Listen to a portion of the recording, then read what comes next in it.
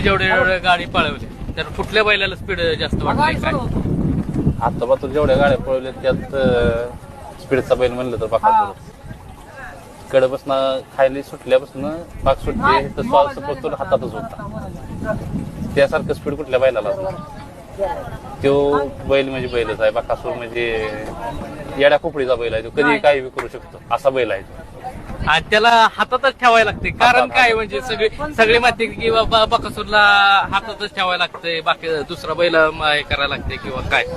महाराष्ट्रात सगळ्या म्हणला तर त्या बैलाच्या खाली गतीची बैल मग तो माझा असो किंवा दुसऱ्या कोणाचा पिना त्या बैलाच्या गतीच्या खाली बैल त्या बैलासारखी गती कोणाला होऊ शकत नाही.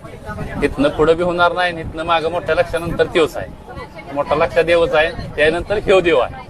म्हणजे त्या गतीला अंतच नाही. किती पळतील काय करतील शेवट आहे तो गतीचा. बाकासूर म्हणजे शेवट गतीचा.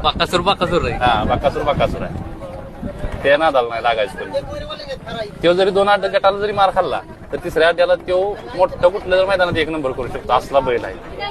म्हणजे ज्याला संपला तिथं तो ज्याला वाटतं संपला तिथं तो दाखवून देतो त्या अड्ड्याला आणि की त्याचा इतिहास आज पातूरचा बघा. ते 2 अड्डे जरी सेमीला किंवा काय गोळ झाला काय झालं बैल शेजारचा पळाला नाही काय झालं गाडीने मार खाल्ला 2 अड्डे तर ते तिसऱ्या अड्ड्याला कमबॅक करतो का तर करतो आणि असा करतो की मोठा धप्पा देतो.